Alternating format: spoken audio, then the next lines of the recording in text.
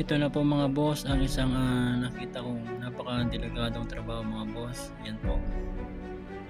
Napakataas na building po at yung tao po nasa gitna po. Ayan mga boss.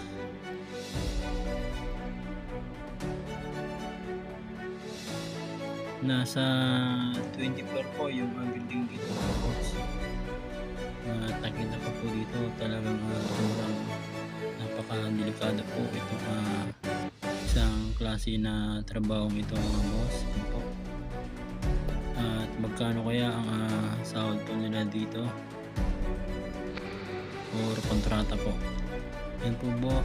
Yan po mga boss yung nagpipintura po dito.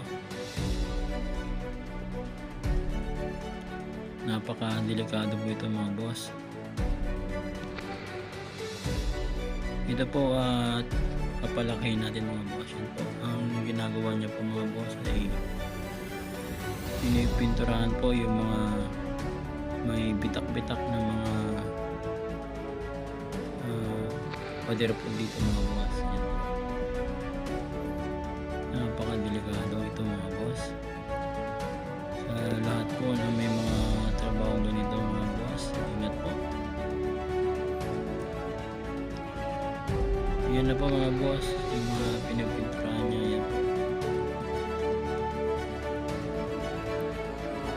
Ang hirap magagawa mga boss.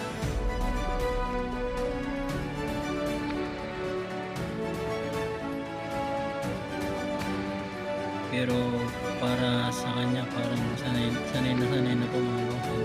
Ito lang po mag-isa dito. Siguro may kasama rin po siya sa taas. Naghahila po.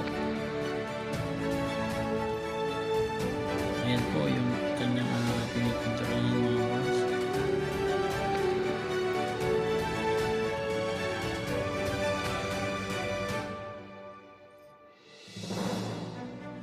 At ito na nga po, parang pasayaw-sayaw na lang po siya dito mga boss.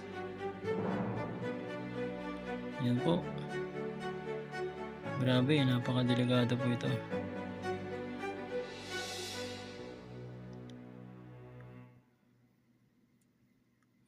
Pupunta naman sa kabila mga boss. Yan. Siguro may tinitignan siya dito mga boss.